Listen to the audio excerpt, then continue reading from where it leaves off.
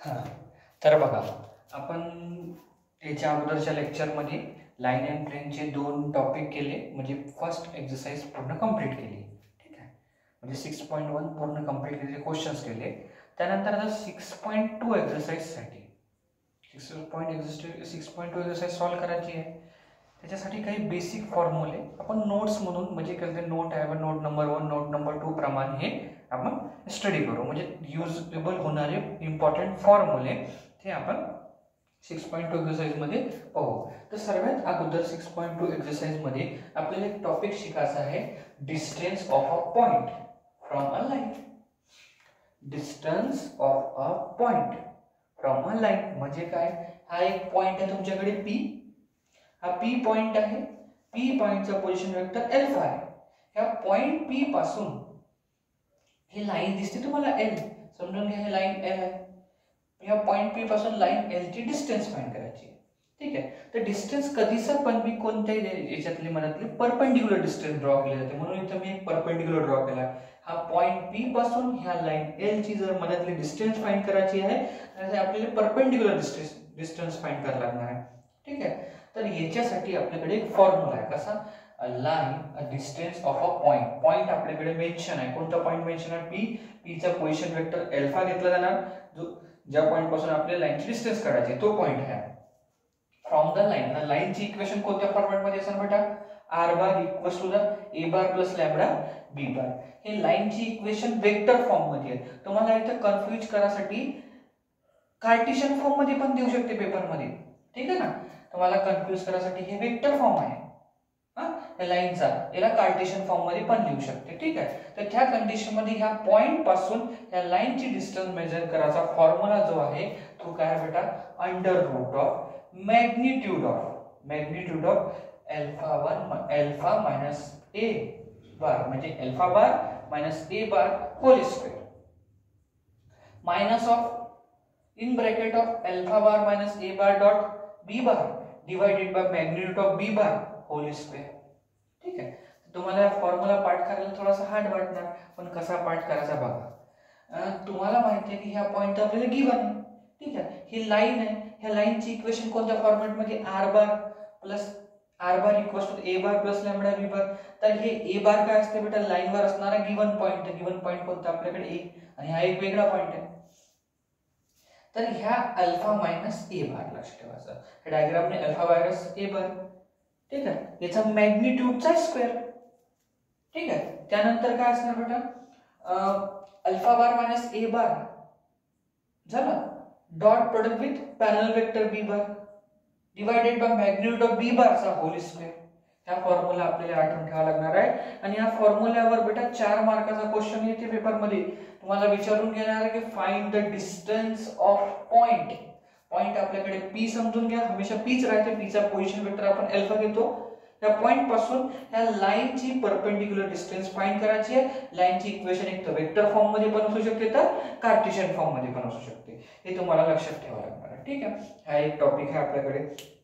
त्यानंतर ह्या जो 6.2 एक्सरसाइज मध्ये पुढे चालून आपल्याला एक टॉपिक शिकायला लागणार आहे बेटा, स्क्यू लाईन्स. सर ही कोणत्या लाईन्स आहे? आम्ही सर पॅरलल लाईन ऐकल्या, परपेंडिक्युलर लाईन्स ऐकल्या. पॅरलल लाईन अशा लाईन्स आहेत ज्याच्यामध्ये प्रत्येक पॉइंटवर डिस्टन्स सेम असते, परपेंडिक्युलर डिस्टन्स सेम असते, हे ऐकलं. इंटरसेक्टिंग लाईन ऐकल्या, लाईन्स इंटरसेक्ट करते. परपेंडिक्युलर लाईन ऐकल्या, 2 लाईन कशा असते? दोघांच्या मधला अँगल 90 डिग्रीचा आहे. पण ह्या सर स्क्यू लाईन्स म्हणजे काय? त्या स्क्यू लाईन्स पहा, अशा लाईन्स आहे त्या ना तर इंटरसेक्टिंग आहे ना काय अशा आहे बेटा पॅरलल आहे. Neither intersecting nor parallel. The definition is given आहे. अ पेअर ऑफ लाईन म्हणजे 2 lines is in a space मध्ये 3 डायमेन्शनल काय आहे? 3 स्पेस मध्ये असणार, which neither intersecting each other nor parallel to each other are called skew lines. Sir आता हे कसं समजणार आम्हाला? तर डायग्रामच्या बेसिसवर समजा. बघा हा डायग्राम आहे. ह्या एक डायग्राम मध्ये एक क्यूब बनवला मी 3 डायग्रामचा. ठीक आहे, याचा वरचा प्लेन दिसते का तुम्हाला? हा असा प्लेन, हा वरचा प्लेन. ह्या वरच्या प्लेनवर एक लाईन ही आहे. ठीक आहे, आणि एक ह्या खालचा प्लेन आहे. ह्या प्लेन कोणता खालचा प्लेन नाही, ह्या साइड वाला प्लेन म्हणून राहिलो. ह्या साइड वाला प्लेन दिसते हा, एक ह्या वरचा प्लेन हा प्लेन आणि एक साइड. ह्या दोन्ही प्लेनवर असणार लाईन कधीच इंटरसेक्ट करणार नाही बेटा, कारण की ही अशी वरतून निघून याच्या म्हणजे हे एक लाईन समजून घ्या, माझा हँड समजून घ्या, ह्या एक लाईन आहे, एक लाईन, ह्या दोन्ही लाईन इंटरसेक्ट अशा निघून जाईल, पण कुठंच इंटरसेक्टही नाही करणार ना कुठं कोणाला पॅरल पण होणार. त्या डायग्राम मध्ये पाहता ही लाईन आणि ही लाईन कधीच इंटरसेक्ट करणार. तुम्ही म्हणाल समोरचा ड्रॉ करून घ्या, तर ड्रॉ करून घ्या, तर ह्या बोर्ड बेटा 2D डायमेन्शनचा आहे आणि ह्या जो बॉक्स बनवून तयार केला आपण तो 3D डायमेन्शनचा आहे. तर व्हिज्युअलायझेशनचा खेळ, तुम्ही असं व्हिज्युअलाइज करा की ही लाईन अशी चालली आणि ही लाईन इकडून अशी निघून राहिली, म्हणजे दोन्ही लाईन कुठंच इंटरसेक्ट करणार नाही. तर अशा लाईन्स ज्या कुठंच इंटरसेक्ट नाही करत ना पॅरलल असते एकमेकाला, ह्या लाईन्सचं नाव काय बेटा, इस्क्यू लाईन्स. मग ह्या इस्क्यू लाईन्सच्या बेसिसवर पुढचा टॉपिक आहे आपल्याला distance of between two skew lines.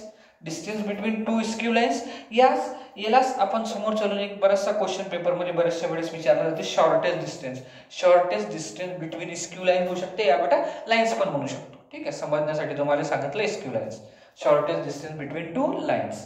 ह्या क्वेश्चन खूप वेळा पेपरमध्ये विचारला जाते बोर्डाच्या. ठीक आहे, त्याच्यानंतर पहा the distance between line. The distance between line, line कोणती आहे आपल्याकडे, R bar equals to the A1 bar plus λ1 B1 bar. आता हे A1 B1 तर पाहिलं नाही सर, तर ज्या वेळेस दोनचा कंपॅरिझन आहे, पहिल्या म्हणू दुसऱ्याला दुसरा, तर फर्स्ट लाईन तर 1 1 देऊन टाकायचा आणि सेकंड लाईन कोणती आहे बेटा, A2 मायनस λ2 B2 बार. तर या दोन लाईनची आपल्याला काय फाइंड करायची आहे, लाईनच्या बेसिसवर त्याची डिस्टन्स, शॉर्टेस्ट डिस्टन्स, कमीत कमी डिस्टन्स. जसं की आता माझा हँड एक लाईन सपोज करून घ्या, ह्या दोघांच्या मधली डिस्टन्स काढ, कमीत कमी डिस्टन्स काढायची, शॉर्टेस्ट म्हणून टाकू, तर परपेंडिक्युलर डिस्टन्स काढायला लागणार बेटा. त्याच्यासाठी एक फॉर्म्युला दिला, तो फॉर्म्युला ह्या मोस्ट इम्पॉर्टंट फॉर्म्युला आहे इन मॉड्युलस. काय बेटा, डिस्टन्स कधी निगेटिव्ह नसते म्हणून हे मॉड्युलस लावला गेला इथं. पहा काय असणार, A2 बार मायनस A1 बार. सर या A1 A2 कुठे असणार, तर पहिल्या लाईनवर असणारा पॉईंट A1 आणि दुसऱ्या लाईनवर असणारा point A2. A2 bar minus A1 bar, dot of काय बेटा, B1 bar cross B2 bar, B1 bar cross B2 bar divided by magnitude of B1 bar cross B2 bar. Me magnitude शब्द वापरून राहिलो आहे, लक्षात ठेवा, magnitude of B1 cross B2 बार. ठीक, ह्या फॉर्म्युला मोस्ट इम्पॉर्टंट फॉर्म्युला, ह्या फॉर्म्युलाच्या बेसवर आपल्याला क्वेश्चन्स येते बरं. ह्याच नावानं find the shortest distance between lines, two lines है ना. तर तो फॉर्म्युला आपल्याला लक्षात ठेवावा लागणार आहे. In modulus of A2 bar minus A1 bar dot with कोणासोबत बेटा, B1 cross B2 bar divided by magnitude of A1 bar cross B2 बार. ठीक, मग आता पहा हे शॉर्टेस्ट डिस्टन्स आहे. ठीक आहे, कमीत कमी डिस्टन्स, सगळ्यात कमीची डिस्टन्स. मग आता शॉर्टेस्ट डिस्टन्स आहे, तर होऊ शकते इफ टू लाईन्स आर, ह्या दोन लाईन जर इस्क्यू लाईन्सच्या जागेवर इंटरसेक्टिंग लाईन निघाल्या है ना. दोन लाईन, आता आपण इस्क्यू शब्द नाही वापरला, कोणत्याही दोन लाईन म्हटली है ना. If two lines are intersecting each other, if and only if shortest distance between them is किती असणार बेटा, 0. जर हे समजून घ्या, एक मिनिट, एक मार्क घेतो आणखी. हे दोन मार्कर आहे, ह्या दोन इस्क्यू लाईन्स तुम्हाला असं वाटतं दुरून वाटते का इस्क्यू लाईन्स, बघा ही इंटरसेक्ट नाही करत आहे है ना, आणि पॅरलल पण नाही येते, इस्क्यू लाईन झाली. जर आपण इस्क्यू लाईनची गोष्ट नाही करत, कोणत्याही दोन लाईन म्हटलं तर ह्या दोन लाईन इंटरसेक्टिंग आहे का नाही. हे दोन मार्कर दोन लाईनला जर रिप्रेझेंट करत आहे, तर दोन लाईन कशा आहे, इंटरसेक्टिंग आहे. तर याच्या मधातली डिस्टन्स पहा, आता दूर होते तर हे डिस्टन्स जे होती, माझं हे फिंगर पहा, माझा फिंगर, याची डिस्टन्स झाली होती त्यावेळेस है ना. पण आता याच्यामधली डिस्टन्स कमी झाली, तर डिस्टन्स किती होऊन जाईल, 0 है ना. तर त्यांनी हे सांगितलं, if two lines are intersecting to each other, if and only if, केव्हा पॉसिबल आहे, जेव्हा shortest distance between them is 0. Shortest distance 0 असणार. तर मग हे शॉर्टेस्ट डिस्टन्सच्या फॉर्म्युलेला आपल्याला कायच्या बरोबर घ्यायला लागेल बेटा, 0च्या इक्वल. तर तेच मी तर नोट नंबर 5 मध्ये सांगितलं आहे. जर line R bar equals to the A1 bar plus λ1 B1 bar, आणि एक दुसरी लाईनची इक्वेशन आहे R bar equals to the A2 plus λ2 B2 bar आहे. ठीक आहे, हे आहे असं आहे. तर lines are intersecting if and only if. तर बघा ह्या फॉर्म्युलेला आपण 0च्या इक्वल जर घेतलं बेटा, तर ही टर्म इकडे डिवायडेशनची 0 मध्ये चालली जाणार. ठीक आहे, तर आपल्याकडे ओव्हरऑल या फॉर्म्युला राहणार आहे.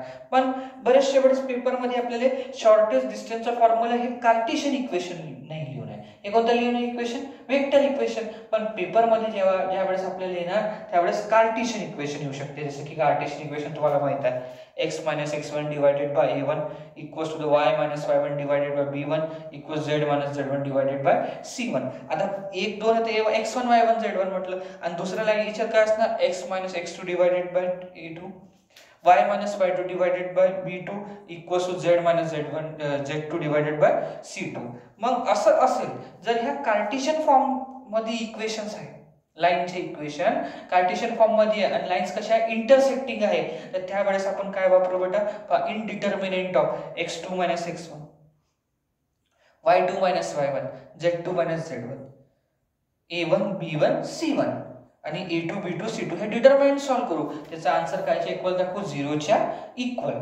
तर हे असे काही बेसिक फॉर्म्युले आहे. एक आणखी कॉन्सेप्ट राहिला आहे, आता बोर्डवर जागा नसल्यामुळे एक आणखी कॉन्सेप्ट आहे. जर दोन लाईन पॅरलल आहे तर त्याच्यामधली डिस्टन्स काय असणार, तो एक कॉन्सेप्ट राहिला. ठीक आहे, तर हे कॉन्सेप्ट लक्षात ठेवता की पहिला कॉन्सेप्ट आहे. सेकंड एक्सरसाइज मध्ये म्हटलं तर आपल्याला क्वेश्चन येऊ शकते distance of a point from a line. तर डिस्टन्स ऑफ पॉइंट पी आपला राहणार दिलेला पॉइंट, त्याच्यापासून आपल्याला लाईनची डिस्टन्स फाइंड करायची असणार. ह्या पॉइंट पी पासून लाईनची डिस्टन्स. तर पॉइंट पी चा पोझिशन वेक्टर अल्फा आणि लाईन असणार r bar equals to a bar plus lambda b bar. हे तुम्हाला पेपर मध्ये कन्फ्यूज करायसाठी याच्या जागा कार्टेशियन इक्वेशन पण लिहून असू शकते. हे अशा फॉर्मॅटची इक्वेशन आहे ना, हे अशा फॉर्मॅटची इक्वेशन लिहून असू शकते. तर त्यावेळेस ह्या पॉइंट पासून लाईनच्या डिस्टन्सचा formula under root of alpha bar minus A bar चा मॅग्निट्यूड चा square minus of alpha bar minus A bar dot of B bar divided magnitude of B bar चा स्क्वेअर है ना, या फॉर्म्युला. मग तुम्हाला सांगितलं स्क्यू लाईन्स अशा दोन लाईन्स ज्या कधीच इंटरसेक्टिंग पण नाही आणि पॅरलल पण नाही. तुम्हाला दिसून राहिलं असं हे इंटरसेक्टिंग पण नाही आणि पॅरलल पण नाही दोन्ही लाईन, हे स्क्यू लाईन्स झाल्या. मग आपल्याला पुढे चालून याच्या बेसिसवर एक छोटासा इम्पॉर्टंट टॉपिक लक्षात ठेवायचा आहे, distance shortest distance between two lines या distance between two skew lines. तर याच्यासाठी आपण जो फॉर्म्युला वापरतो तर लाईनच्या कार्टेशियन इक्वेशन अशा फॉर्मॅटमध्ये आहे, तुम्हाला लक्ष ठेवायला लागणार आहे. तर अशा पद्धतीमध्ये फॉर्म्युला या डिस्टन्स काय असणार बेटा? Modulus of a2 bar minus a1 bar multi dot of b1 bar cross b2 bar divided magnitude of b1 cross b2 बार. जर लाईन्स इंटरसेक्टिंग झाल्या त्या कंडिशन मध्ये जर स्क्यू लाईन असं नाही, पण जर आपण असं म्हटलं कोण की बा लाईन्स कशा आहे?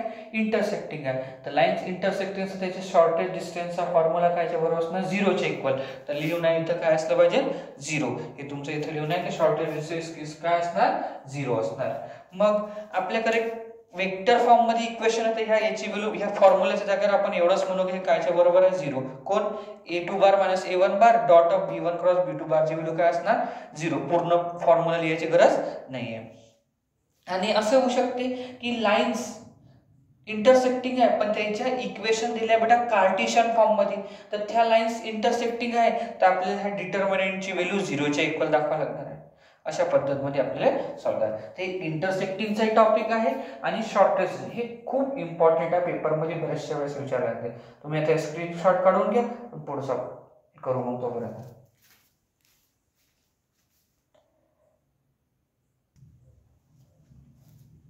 हा तर पहा आता एक फॉर्म्युला आणखी राहिला होता, एक topic distance between to parallel lines. जर स्क्यू लाईन्स नाही आहे, जर स्क्यू लाईन नाही तर पॅरलल लाईन सपोज करू आपण.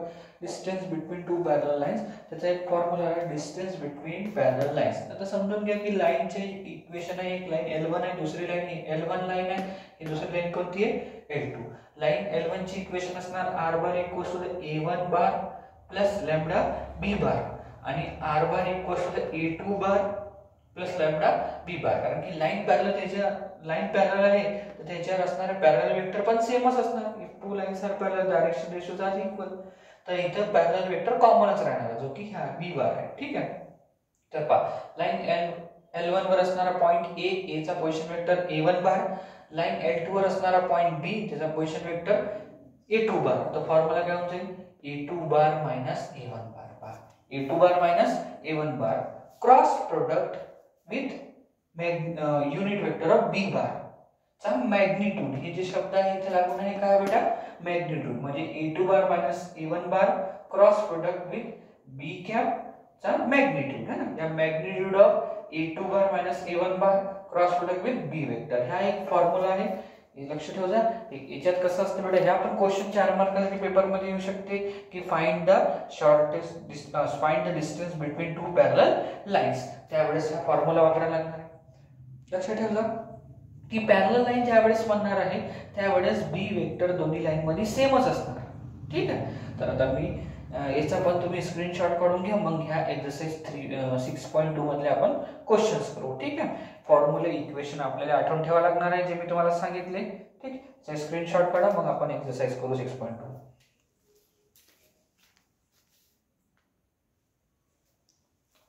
हा, तर बघा आपण एक्सरसाइज 6.2 चा फर्स्ट क्वेश्चन करू. अगोदर पहा, क्वेश्चन आहे find the length of a perpendicular, length of the perpendicular from the point चे कोऑर्डिनेट्स दिले आहेत 2, -3, 1 to the line, एका लाईन वर ड्रॉ केलेला परपेंडिक्युलर. सर आता हे तर तुम्ही शिकवलंच नाही, पण आपल्याला असं माहित आहे की distance of a point from the line, point पासून लाईनची डिस्टन्स मी तुम्हाला सांगितलं, कोणती डिस्टन्स कशी असते बेटा, परपेंडिक्युलर.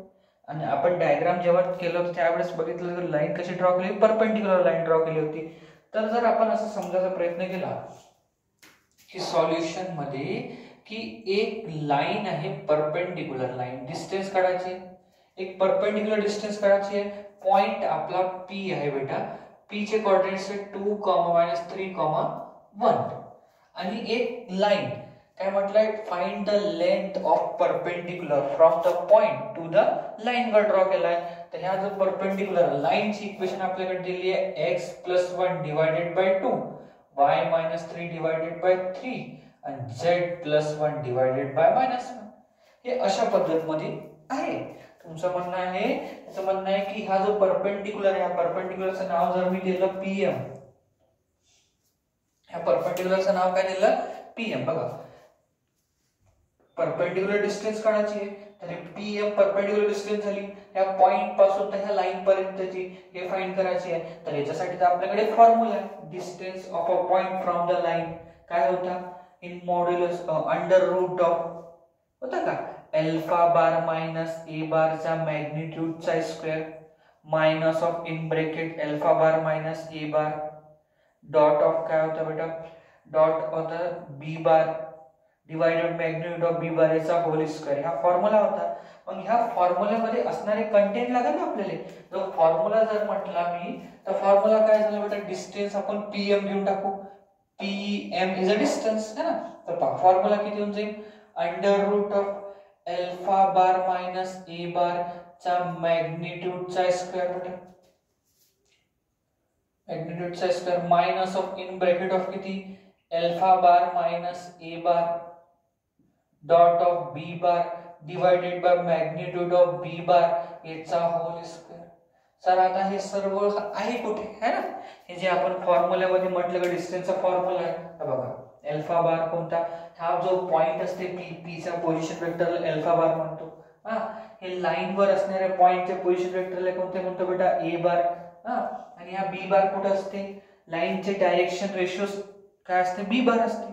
ठीक, तर आपण इथून सर्व शोधू. तर इथे लिहा लागणार थिअरेटिकल थोडंफार. तर बघा आपण म्हणायचं लेट पॉइंट या P याचा पोझिशन वेक्टर कोणता आहे, alpha bar, B the point where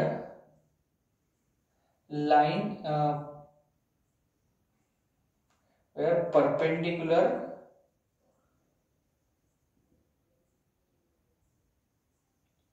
drawn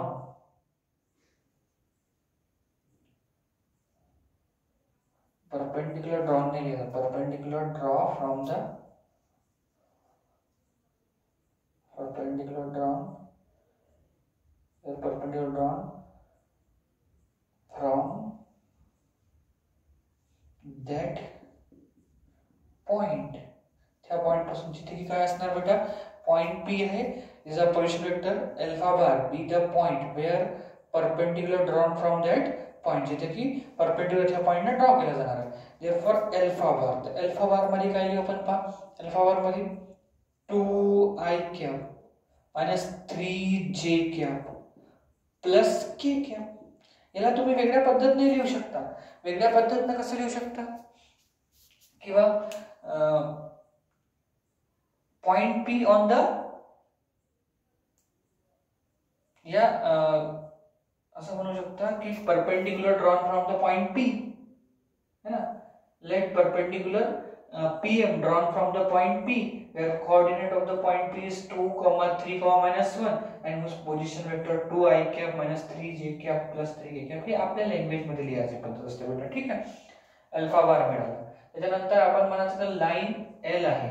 तर समजून घ्या तुमची एक कोणती लाईन आहे, लाईन L. लाईन L वर असणाऱ्या पॉइंटचे कोऑर्डिनेट्स तर पहा काय होऊन जाईल, एंड लाईन कोणती आपल्याकडे x + 1 divided by 2 equals to the y - 3 divided by 3 and equals to z + 1 divided by -1 आहे. and let A या point A on the line L म्हटलं. डायग्राम मध्ये लाइन L तुमच्यासाठी ड्रॉ करून दिली आहे, लाइन L.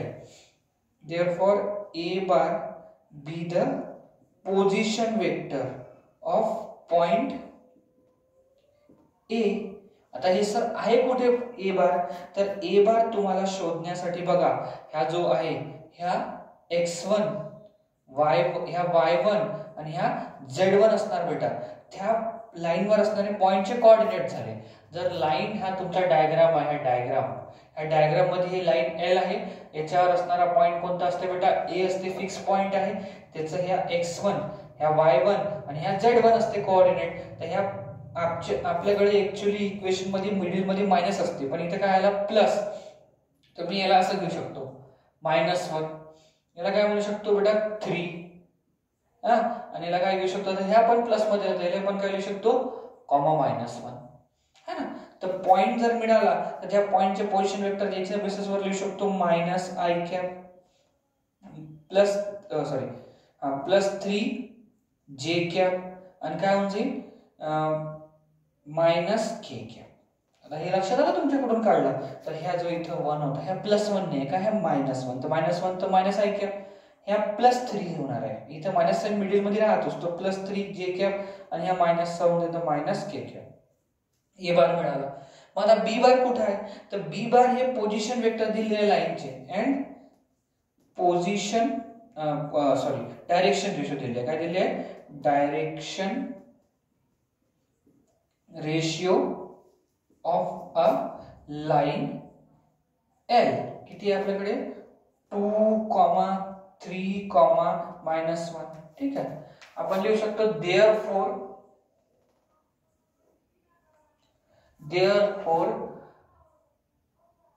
या असं लिहू शकतो, but vector B is parallel with line L. Vector B कोणासोबत आहे, पॅरलल आहे. कोणासोबत, पॅरलल लाइन L सोबत. देअरफॉर B जे पोझिशन वेक्टर बेसिसवर B वेक्टर काय लिहू शकतो 2i cap plus 3j cap minus k cap. याच्या अगोदरच्या प्रॅक्टिस सेट मधला 8वा question 2i cap plus 3j cap minus k cap. हे मिळून गेलं. ठीक आहे. हे मिळाल्यानंतर आपल्याकडे सर्व काही डेटा मिळाला ह्या फॉर्म्युलामध्ये टाकण्यासाठी. तर त्याच्यात फॉर्म्युलामध्ये त्याच्या अगोदर अल्फा बार मायनस ए बार काढावं लागते. काय काढावं लागते, अल्फा बार मायनस ए बार. तर अल्फा बार मायनस ए बार, तर अल्फा बार कुठे लिहू नये, तर ह्या लिहू नये 2i cap minus 3j cap plus k cap. तर 2i cap minus 3j cap plus k cap. नंतर मायनस ऑफ ए बार, तर ए बार आपल्याकडे हे लिहू नये पहा, minus i cap plus 3j cap minus k cap. तर minus i cap plus 3j cap minus k cap. या दोघांना सॉल्व करून टाकू आपण. बघा काय होणार आहे, अल्फा बार मायनस ए बार. तर 2i cap minus 3j cap plus k cap. बघा आता मायनस मायनस प्लस होणार आहे तर प्लस j i कॅप होऊन जाते, मायनस प्लस मायनस तर मायनस 3j कॅप होऊन जाते, पुन्हा मायनस मायनस प्लस तर प्लस काय लिहून टाकू k कॅप. बरोबर. आता काय सॉल्व होते, सॉल्व करून घेऊ. तर जे सॉल्व होते ना अल्फा बार मायनस a बार काय मिळणार आहे 2i cap plus i cap 3i cap minus 3j cap minus 3j cap minus 6j cap आणि k cap plus k cap 2k cap. पुढे चालून आपल्याला पहा मॅग्निट्यूड पण काढायचा. अल्फा बार मायनस a बारचा काय काढायचा आहे मॅग्निट्यूड. तर मॅग्निट्यूड काढायचा कसं असतं तुम्हाला फॉर्म्युला माहिती आहे अल्फा बार मायनस a बारचा मॅग्निट्यूड. मॅग्निट्यूड काढायसाठी under root of coefficient of i cap square, coefficient of i cap चा square plus coefficient of j cap चा स्क्वेअर मायनस 6 चा square plus coefficient of k cap चा square म्हणजे k cap चा square. तर alpha bar minus a bar equals to किती होऊन जाते बेटा 3 चा स्क्वेअर होते 9 हां 6 चा स्क्वेअर 36 a चा होते 4 2 चा स्क्वेअर 4. तर बघा 36 प्लस 4 40 40 प्लस 9 49. तर modulus of alpha bar minus a bar under root of 49. त्यानंतर आपल्याला फॉर्म्युल्यामध्ये modulus of a bar minus b बारचा स्क्वेअर करावा लागते म्हणून आपण स्क्वेअर करून टाकू. Modulus of a bar minus a बारचा स्क्वेअर हे होऊन जाईल square of square root of 49 into square. Square आणि स्क्वेअर रूट गेट कॅन्सल. तिथे मिळणार आपल्याला 49. ठीक. त्यानंतर आपल्याला आणखी एकाची गरज आहे पहा alpha bar minus a bar dot b bar आणि मॅग्निट्यूड ऑफ b बार. तर सर्व काढून घेऊ आपण. पहिले alpha bar minus a bar dot of काय करू बेटा b बार. तर अल्फा बार मायनस a बार आपण इथंच काढलेला का 3i cap minus 6j cap plus 2k cap dot of b bar. तर b बार कुठं काढून आहे आपल्याकडे तर b बार बेटा हा काढून आहे पहा किती होऊन जाईल 2i cap plus 3j cap minus k cap. तुम्हाला हे इक्वेशन मध्ये कोणते टर्म काय हे शोधणं महत्त्वाचं. बाकी सगळं फॉर्म्युला मध्ये व्हॅल्यू टाकूनच होते. पण डॉट प्रोडक्ट काय असते बेटा i कॅपचा i कॅप सोबत डॉट प्रोडक्ट काय लागतं j कॅपचा j कॅप सोबत आणि k कॅपचा k कॅप सोबत. तर 3 into 2 तर 6 i cap dot i cap minus plus minus 6 dot 3 म्हणजे 6 3 जा 18 तिथे लिहून टाकतो 18 j cap dot j cap. त्यानंतर plus minus minus 2 k cap dot k cap लिहून जाते. मग तुम्हाला माहित आहे का i cap dot i cap ची व्हॅल्यू 1 असते, j cap dot j cap ची value 1, k cap dot k cap ची व्हॅल्यू 1. तर पहा 6 into 1 minus 18 into 1 minus 2 into 1. तर हे ओव्हरऑल आपल्याकडे हे पहा 18 minus 2 म्हणजे minus 18 minus 2 minus 20 minus 20 minus हे minus of 14 येऊन जाते. किती येते minus 14. Alpha bar minus a bar dot of b बार आला minus 14. त्यानंतर आपल्याला एक आणखी लागून राहिला क्वेश्चन मध्ये काय लागायचं बेटा मॅग्निट्यूड ऑफ b बार. तर मॅग्निट्यूड ऑफ b बार काढून घेऊ. तर मॅग्निट्यूड ऑफ b बार साठी अंडर रूट ऑफ b बार चे i कॅप च्या कोएफिशिएंटचा स्क्वेअर म्हणजे 2 चा स्क्वेअर प्लस j कॅप चा कोएफिशिएंटचा स्क्वेअर म्हणजे 3 चा स्क्वेअर प्लस k कॅप चा कोएफिशिएंट स्क्वेअर म्हणजे -1 चा स्क्वेअर. तर हे b बार चा मॅग्निट्यूड काय मिळणार आपल्याला अंडर रूट ऑफ 2 चा स्क्वेअर होते बेटा 4 प्लस 9 प्लस 1. तर हे 9 प्लस 1 10 10 प्लस 4 14. तर मॅग्निट्यूड ऑफ b बार आपल्याला मिळाला अंडर रूट ऑफ 14. आता हे सर्व व्हॅल्यू त्या फॉर्म्युल्यामध्ये टाकू आपण. तर pm हे लेंथ झाली परपेंडिक्युलर लेंथ पॉइंट पासून लाईनची है ना. तर आपल्याकडे दिला आहे फॉर्म्युल्यामध्ये एक बडा फॉर्म्युला लिहू टाकू पुन्हा मॉड्युलस ऑफ या magnitude of a bar minus alpha bar minus a bar चा whole square minus of in bracket alpha bar minus a bar dot of b bar divided by magnitude of b bar आणि याचा whole square. तर values टाकायचं काम आहे बघा under root of, ही value आपण काढून चुकलोय, किती निघाली बेटा 49, तिथे लिहायचं 49 minus of in bracket of alpha bar minus A bar dot b bar ची व्हॅल्यू किती काढली आपण -14, तिथे लिहितो -14 डिवाइडेड बाय बेटा मॅग्निट्यूड ऑफ बी बार, तर मॅग्निट्यूड ऑफ बी बार किती काढलं अंडर रूट ऑफ 14 याचा स्क्वेअर. आता जरा याला सॉल्व करायला लागणार आहे, तर solution pm is equal to the under root of 49 minus of, तुम्ही जरा लक्ष द्या, मी ह्या मायनस आहे तर मायनस ची पॉवर 2 म्हणजे इवन नंबर असेल, मायनस ची पॉवर इवन नंबर आला तर तो प्लस होऊन जाते, तो प्लस झालाय तरी या प्लस मायनस काय होणार आहे मायनस, या 14 चा स्क्वेअर म्हणजे मी 14 मल्टिप्लाइड ऑफ 14 लिहू शकतो का याला, आणि या स्क्वेअर आणि रूट कॅन्सल होऊन जाते, तर इथे येऊन जाईल 14 बरोबर. आता या 14 कॅन्सल, मग त्याच्यानंतर आला pm equals to the under root of 49 minus 14, 49 minus 14, तर pm equals to the under root of 35 म्हणजे ते सॉल्व केल्यावर युनिट्स. तर आपण लिहू शकतो distance of perpendicular distance from point या असं लिहून टाका, therefore perpendicular distance from given point to line is under root 35 unit. ठीक आहे, अशा पद्धतीने हा क्वेश्चन आहे.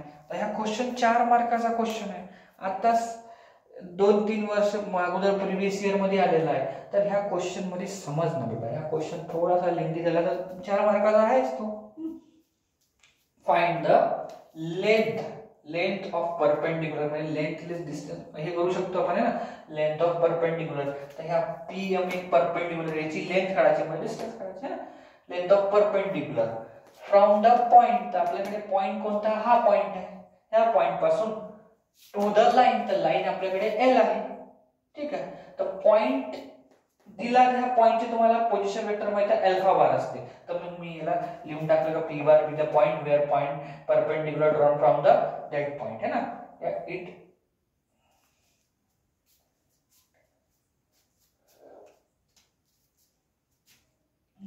तर आता मग आपण काय करून टाकलं इथं अल्फा बार लिहून टाकलं, अल्फा बार काय होऊन जाईल 2i cap minus 3j cap plus k cap. ठीक आहे, त्याच्यानंतर मग आपल्याला म्हटलं की लाईन, तर लाईन कोणती आहे बेटा, ही लाईन आहे, लाईनची इक्वेशन दिली, तर लाईन वर असणारा पॉइंट कोणता असते आपल्याकडे a.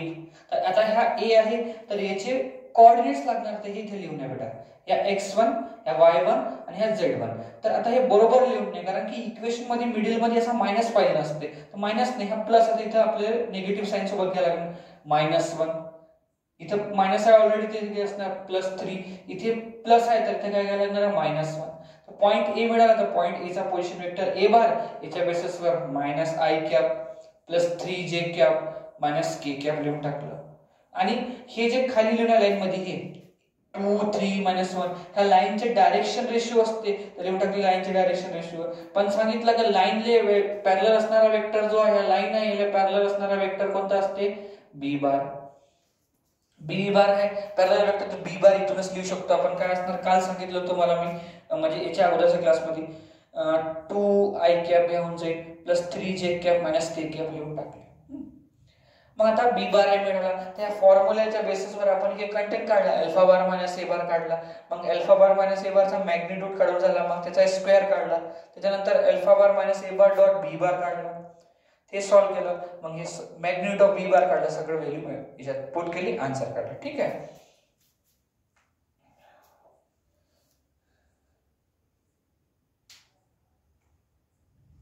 आता आपण याला आपण असं पण लिहू शकलो असतो, एकदम थोडासा सिंपल करायचा प्रयत्न करतो, एवढं किचकट लिहिल्यापेक्षा तुम्हाला शब्दाने लक्षात राहणार आहे. तर याला असं लिहू शकतो, let alpha bar B the position vector of point p, एवढं लिहून टाकलं, जास्त कॉम्प्लिकेटेड नाही करायचं. त्याचा स्क्रीनशॉट काढून घ्या तुम्ही.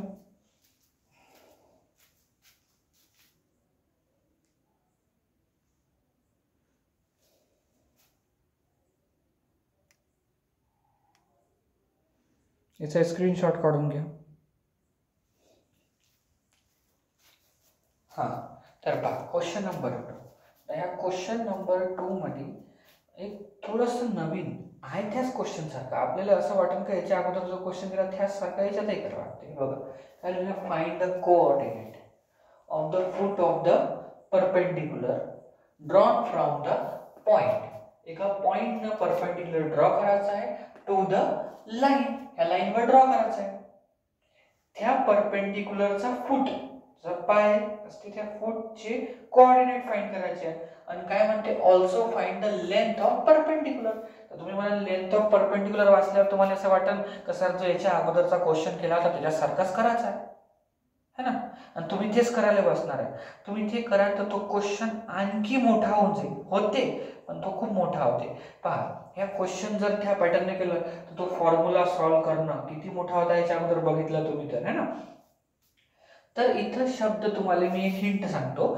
जर तुमच्या क्वेश्चन मध्ये coordinate of foot of the perpendicular शब्द आला, काय coordinate of foot of the perpendicular, तर ह्या क्वेश्चनला त्या फॉर्म्युल्याने सॉल्व्ह नाही करायला लागणार आहे. ठीक आहे, असं लक्षात ठेवा. जे याच्या अगोदरच्या क्वेश्चन मध्ये केला आपण, काय शब्द आला पाहिजे, कुठेही असो मागं पुढे कुठे लिहून असो, coordinate of foot of the perpendicular जर तुमच्या क्वेश्चन मध्ये लिहून आला तर त्याचे याच्या अगोदरच्या क्वेश्चन मला फॉर्म्युला लावायचा नाही. याचा एक वेगळा पॅटर्न असते, तो पॅटर्न समजू या क्वेश्चन मध्ये.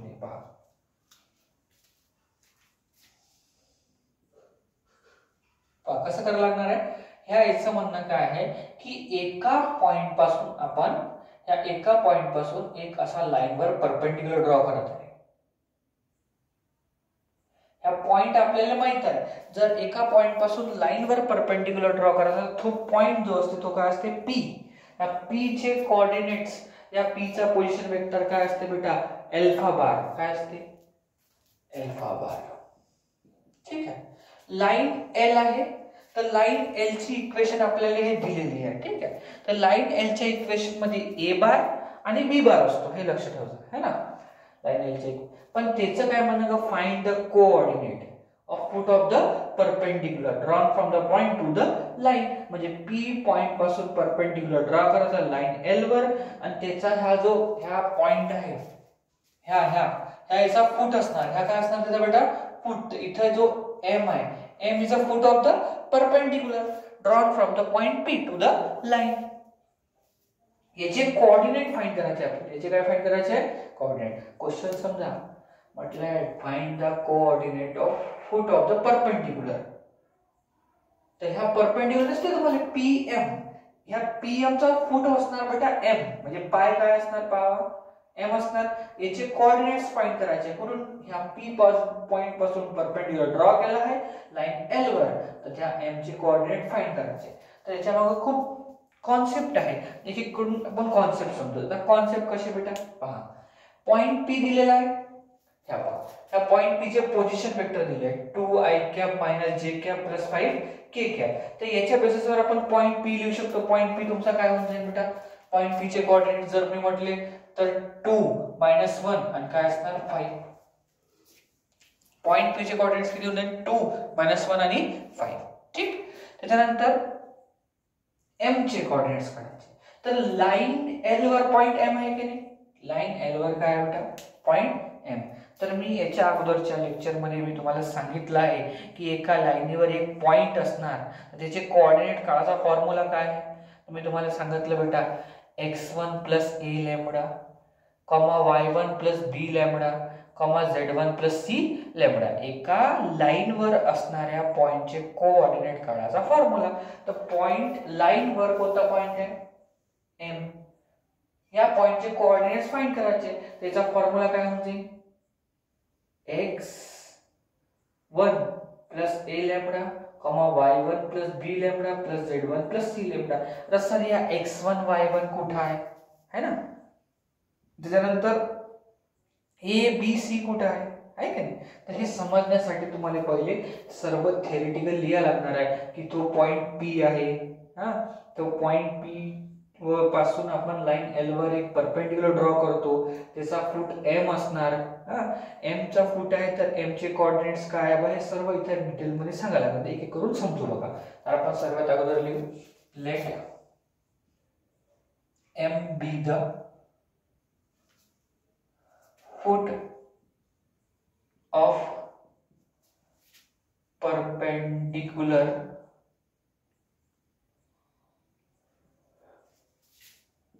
drawn from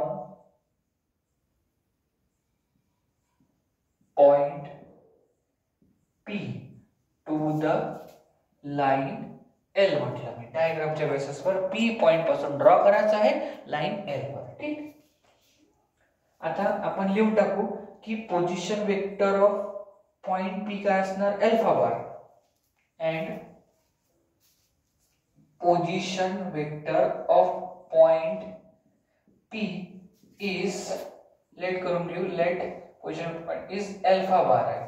देयरफॉर काय होतं बेटा अल्फा बार या अल्फा बार इथे दिलेला आहे पॉइंटचे पोझिशन वेक्टर ज्या पॉइंट पासून आपल्याला परपेंडिक्युलर ड्रॉ करायचं आहे त्याचा पोझिशन वेक्टर दिलेले आहे. ते पोझिशन वेक्टर म्हटले 2i cap minus j cap plus 5k cap. ठीक आहे. देयरफॉर p चे कोऑर्डिनेट्स किती होऊन जाईल 2 -1 आणि 5. ठीक. हे झालं लिहून. आता त्याच्यानंतर आपल्याला दिलेल्या पद्धतीनं आता लाईन घ्यायची एंड लाईन. तर लाईन काय आपल्याकडे लाईनची इक्वेशन दिली आहे पहा हे r bar equals to the 11i cap minus 2j cap minus 8k cap आहे प्लस ऑफ लॅम्बडा काय हे दिलाय 10i cap minus 4j cap 11k cap. ठीक आहे. हे याच्यातलं याला जर ह्या इक्वेशनला हे वेक्टर इक्वेशन आहे त्याला कंपेअर केलं r bar equals to a bar plus lambda b bar तर तुम्हाला a बार पण मिळते आणि b बार पण मिळते. तर पहा a बार कोणता होऊन जाईल therefore a bar equals to the 11i cap minus 2j cap minus 8k cap. ठीक आहे. देयरफॉर इथंच हे काय असणार बेटा हे असणार तुमचा x1 त्या कारणामुळे x1 किती होऊन जाईल 11 y1 किती होऊन जाते बेटा तुमच्याकडे -2 आणि z1 किती होऊन जाते -8. बरोबर. मग end b bar is parallel vector आहे. कोणता वेक्टर आहे parallel vector with line L. तर देयरफॉर b बार किती होऊन जाईल बेटा तर b बार आपल्याकडे लिहून आहे 10i cap minus 4j cap minus 11k cap. आता पहा ह्या ज्या लाईनच्या याच्यात आहे ही लाईन आहे ह्या b वेक्टर आहे ह्या b वेक्टर पॅरलल वेक्टर आहे तर याचे डायरेक्शन रेशो लाईनचे डायरेक्शन रेशो असणार. तर therefore direction ratio of line L काय होऊन जाईल तर लाइन L ची डायरेक्शन रेशो असणार बेटा 10 कॉमा -4 कॉमा -11. हे डेटा आपण कलेक्ट केला ह्या गिवन इन्फॉर्मेशन पासून. गिवन इन्फॉर्मेशन मध्ये म्हटलं की आपण M be the foot of the perpendicular drawn from the point P to the line L and let position vector of point P किती असणार is alpha bar. Alpha bar आपल्याकडे दिलेला आहे -2i cap -2i cap j cap plus 5k cap हे लिहून टाकलं. मग सांगितलं त्याच्यापासूनच पॉइंटचे कोऑर्डिनेट झाले 2 -1 5. त्यानंतर आपल्याकडे एक लाईन दिली होती लाईनच्या इक्वेशनला या इक्वेशन सोबत कंपेअर केलं तर a मिळाला. तर a पासून आपण x1 काढू शकतो y1 काढू शकतो काय काढू शकतो z1 काढू शकतो. मग पॉइंट जो b वेक्टर असते लाईनला पॅरलल असते लाइन L ला पॅरलल आहे सांगितलं तर b वेक्टर मिळाला आणि b वेक्टर पॅरलल आहे तर लाईनचे डायरेक्शन रेशो आणि b वेक्टर सेम असणार तर लाईनचे डायरेक्शन रेशो काय म्हटले -10 -4 आणि 11. आता इथून क्वेश्चनची मेन स्टेप सुरू होते बेटा. आता कसं बघा तुम्हाला काय करायचं काय ऍक्च्युअली या क्वेश्चन मध्ये या एक क्वेश्चन मध्ये तुमच्याकडे ही लाइन L आहे या लाइन L वर कोणता पॉइंट आहे M. तर M चे कोऑर्डिनेट्स काढू आपण पहिले. कोणाचे कोऑर्डिनेट्स काढू M चे कोऑर्डिनेट्स काढून घेऊ. मग आपल्याला M चे कोऑर्डिनेट जर माहित पडले तर PM चे डायरेक्शन रेशो माहित पडून जाते. M चा जर M एक पॉइंट आहे M पॉइंट चे कोऑर्डिनेट जर माहित पडले आपल्याला तर PM चे डायरेक्शन रेशो माहित पडते. तर PM एक लाइन आहे तसं म्हणू शकतो PM एक लाइन आहे परपेंडिक्युलर आहे त्या लाईन सोबत परपेंडिक्युलर आहे. तर पीएम चे डायरेक्शन रेशो आपण काढून घेऊ. मग तुम्ही म्हणाल सर पीएम चे डायरेक्शन कसे रेशो काढू? तर पीएम 2 पॉइंटना पास होत आहे. 2 पॉइंटना पास होणाऱ्या लाईनचे डायरेक्शन रेशो मी याच्या अगोदरच्या लेक्चर मध्ये सांगितलं आहे. x2 - x1 y2 - y1 z2 - z1. तर पीएम चे डायरेक्शन रेशो काढून घेऊ. मग पीएम लाईन एल सोबत परपेंडिक्युलर आहे. जर दोन लाईन परपेंडिक्युलर आहे तर त्याच्या डायरेक्शन रेशो मध्ये रिलेशन असते. कोणता रिलेशन असते? a1 * a2 plus b1 * b2 plus c1 * c2 equals to the 0. ह्या रिलेशनच्या हेल्पने घेऊन आपल्याला पॉइंट्स मिळणार आहे. म्हणजे m चे कोऑर्डिनेट्स म्हणून जाईल. मग m चे कोऑर्डिनेट्स मिळाले तर डिस्टन्स फॉर्म्युला लावून आपण pm ची लेंथ काढू शकतो. झाला आन्सर. तर पहा, सर्वात अगोदर आपण म्हणायचं की point m on the line L, therefore coordinates of point M काय असणार बेटा? लाईन वर असणारे पॉइंटचे कोऑर्डिनेट्स मी तुम्हाला सांगितले आहे. कोणते सांगितले बेटा? x1 + a लॅम्बडा है ना, y1 + b lambda, z1 + c lambda. इथून पॉइंट m चे कोऑर्डिनेट्स मिळणार. तर पहा, व्हॅल्यूज टाकायचं काम राहिलं. आता बघा, x1 ची व्हॅल्यू किती आहे? 11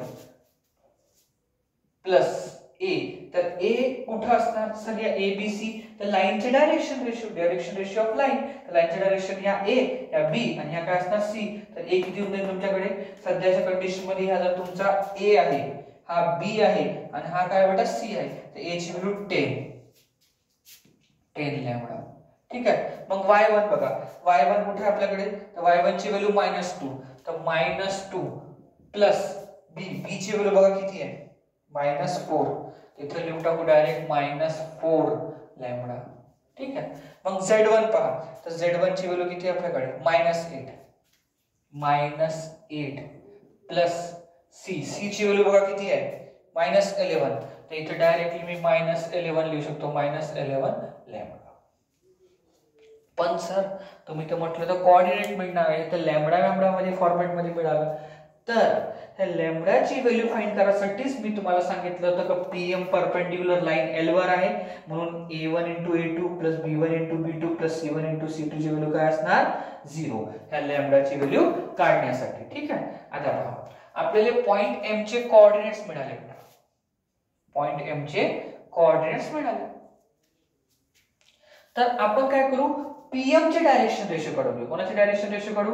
पीएम. आता पीएम चे डायरेक्शन रेशो काढणं सर कसं पॉसिबल आहे? जर मी इथे एक हिंट मध्ये लिहिलं तर ह्या पी आहे. तर पी चे कोणते कोणते आपल्याकडे?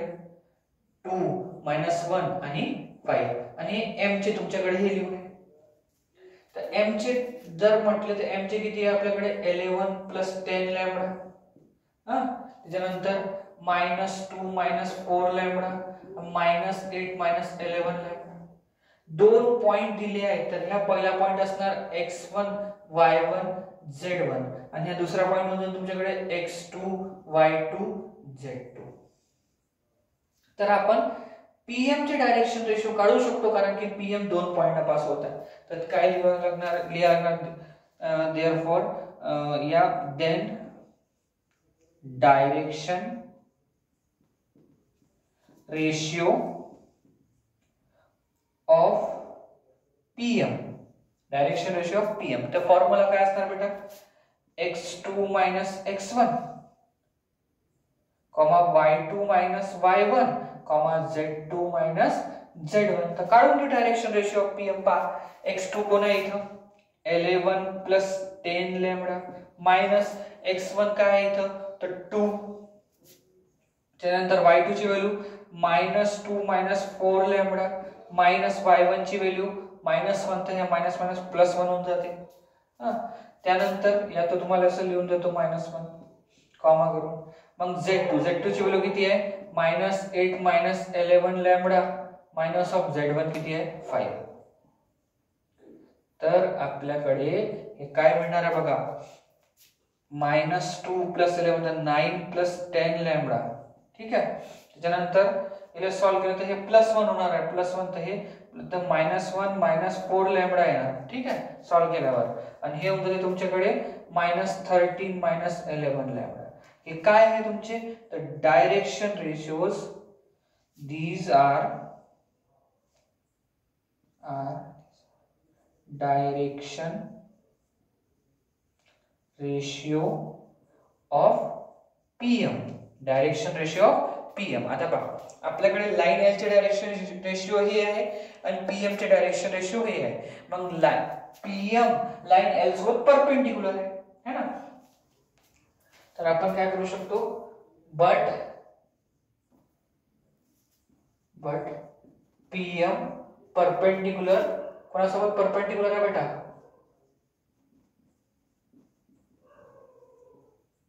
With line L. therefore काय होते A1 A2 plus B1 B2 plus C1 C2 equals to 0. Sir आता ह्या A1 A2 B1 B2 काय आहे ह्या दोघांच्या मधात आहेत तर एकाचे A1 A2 असणार दुसऱ्याचे काय असणार A1 B1 B2 C2 है ना. तर याला जर घेतलं मी A1 याला B1 याला C1 म्हणू शकतो आणि याला म्हणू शकतो A2 B2 C2. दोनच्या मधात कंपॅरिझन आहे PM. तर PM आणि तर याच्यात लिहून टाकू बघा 10 मल्टिप्लाइड बाय याचा A. तर ह्या तुम्ही लिहू शकता. जर तुम्हाला जर इन रफली जर सांगायचं काम केलं तर मी इथं असं हे म्हणू शकतो काय A1 B1 C1 आणि हे तुमचे काय होते बेटा A2 B2 आणि ह्या C2 टाकून द्या व्हॅल्यूज. तर पहा A मल्टिप्लाइड बाय किती होऊन जाते 9 प्लस 10 लॅम्बडा, ठीक आहे. मग प्लस B काय आपल्याकडे -4 तर -4 मल्टिप्लाइड बाय -1 -4 लॅम्बडा, ठीक आहे. मग C तर काय होऊन जाईल आपल्याकडे प्लस -11 मल्टिप्लाइड बाय काय आपल्याकडे -13 plus -11 lambda equals to the 0. Equals to the काय मिळणार आहे 0. त्याला सॉल्व्ह करू तिथून आपल्याला लॅम्बडाची व्हॅल्यू मिळणार बघा 90 प्लस 100 लॅम्बडा होते. मग हे होऊन जाते +4 आणि +16 लॅम्बडा सॉल्व्ह केल्यावर. त्यानंतर -11 इंटू 13 है ना. तर हे 3 आणि हे 11 तर 3 4 3 तर 100 मायनस प्लस 143 पुन्हा minus plus 121 lambda equals to the 0, ठीक आहे. आता याला सॉल्व्ह करून घेतल्यावर बघा लॅम्बडा वाले सोबत घेऊन घ्यायचे. तर कोणते कोणते आपल्याकडे पहा 10 प्लस 16 आणि 121 तर हे 26 प्लस 121 तर 147 लॅम्बडा. आणि त्याला जर पाहिलं तर हे किती होऊन राहिले बेटा चुकलं आहे त्याला 4 चूक 16 बरोबर आहे 9 हे पण बरोबर आहे 147 डिवाइडेड बाय 247 पाहिजे.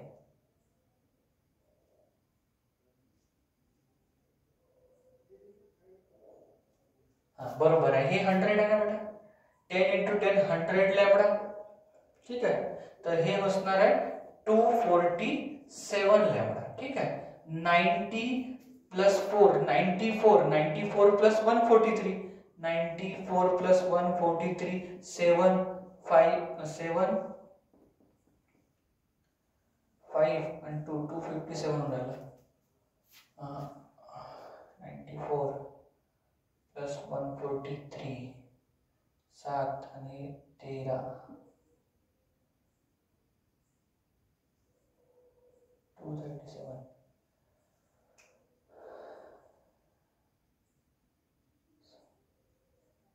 हे चुकलं तर मी 10 100 116 एक सेकंड कॅल्क्युलेशन पाहून घेऊ आपण. कॅल्क्युलेशन मध्ये 100 प्लस 16 प्लस 121 तर हे 7 3 237 होणार आहे. 237 लॅम्बडा प्लस 237 इक्वल्स टू 0 अशा पद्धतीमध्ये येणार आहे कॅल्क्युलेशन. ठीक आहे. मग आता हे 237 प्लस त्यासाठी गेलं तर minus 237 lambda equals to minus 237. तर लॅम्बडाची व्हॅल्यू आपल्याकडे -1 येऊन जाते. लॅम्बडाची व्हॅल्यू -1 आली तर ही लॅम्बडाची व्हॅल्यू आपण इथे टाकू. काय टाकू? m च्या व्हॅल्यू मध्ये. m चे कोऑर्डिनेट्स तर m मिळणार आपल्याला. पुट इन m कायच्या बरोबर आहे आपल्याकडे 11 प्लस 10 लॅम्बडा -2 -4 लॅम्बडा आणि -8 -11 लॅम्बडा मध्ये इथे पुट करू आपण. ठीक आहे. हे जर पुट करायला गेलो तर बघा काय होऊन जाते m 11 plus -10 into -1 plus 10 into -1 -2 -4 into -1 त्याच्यानंतर -8 -11 into -1. तर हे सॉल्व केल्यावर काय मिळणार आपल्याला m. तर हे 11 - 10 त्यानंतर -2 प्लस 4 त्यानंतर -8 प्लस 11. हे जर सॉल्व केलं तर आपल्याला काय मिळणार आहे m इक्वल्स टू 1 म्हणजे m चे कोऑर्डिनेट 1 त्यानंतर 2 आणि हे होते 3. तर कोऑर्डिनेट ऑफ पॉइंट m जे की आपल्याला काढायचे होते. Find the coordinate of foot of the perpendicular. तर m is a foot of the perpendicular. त्याचे कोऑर्डिनेट्स मिळाले 1 2 3. मग आपल्याला काय फाइंड करायची आहे? Also find the length of perpendicular. तर लेंथ ऑफ परपेंडिक्युलर काढायचे. बघा आता जर तुम्हाला पॉइंट m मिळाला, m चे काय आहे 1 2 3. m चे कोऑर्डिनेट्स आपल्याकडे 1 2 3.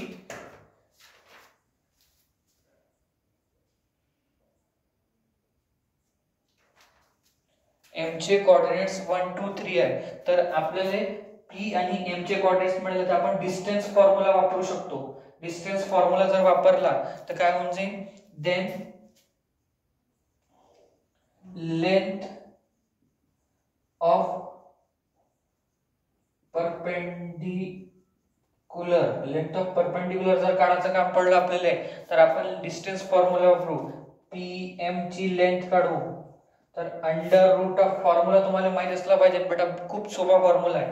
x2 - x1 चा whole square plus y2 - y1 चा whole square plus z2 - z1 चा होल स्क्वेअर. हा फॉर्म्युला आपण वापरू तिथे. ठीक आहे. हा फॉर्म्युला यूज करू. या फॉर्म्युलेमध्ये बघा आता सर कोणते x1 y1 x2 y2 तर दोनच्या कंपॅरिझन मध्ये आहे. तर तुम्ही आताच केले पहा. ह्या इथं x1 y1 x2 y2 आणि हे x2 y2 z2 x1 y1 z1 x2 y2 z2 इथूनच लिहून आहे. तर आपण इथून जर व्हॅल्यू सबस्टिट्यूट केली तर काय होऊन जाईल बेटा पहा. या x2 तर x2 ची व्हॅल्यू आपण काढली. m चे कोऑर्डिनेट्स किती आहे बेटा? 1. तर पहिला टाकणार आहे 1 मायनस x1. तर x1 ची व्हॅल्यू किती होऊन जाईल 2. तर 1 - 2 चा होल स्क्वेअर प्लस y2. तर y2 ची ह्या y2 आहे. m चे कोऑर्डिनेट y2. सेकंड कोऑर्डिनेट किती आहे 2. तर 2 मायनस y1 बेटा. y1 ची व्हॅल्यू किती आहे बघा -1. तर मायनस प्लस 1 होऊन जाईल. प्लस 1 चा स्क्वेअर प्लस z2 m चा थर्ड कोऑर्डिनेट किती आहे 3. तर 3 मायनस किती आहे बेटा हे 5. तर 3 - 5 चा होल स्क्वेअर. हे व्हॅल्यू आपण काढू. तर हे आपलं सिंपल आहे. ह्या उद्या तुमच्याकडे -1 चा स्क्वेअर होणार आहे +1. हे होते 3 चा स्क्वेअर किती होते 9 आणि ते होते -2. तर 2 चा स्क्वेअर 4. तर ओव्हरऑल आपल्याकडे हे पहा किती येणार आहे 1 + 9 + 4. तर आपण जर सॉल्व केलं तर हे होते √14. तर इथे आन्सर मध्ये येते √14 युनिट्स. हे झाली आपली लेंथ ऑफ द परपेंडिक्युलर. तर अशा पद्धतीचा 4 मार्काचा क्वेश्चन आहे. तुम्ही याचा स्क्रीनशॉट काढा.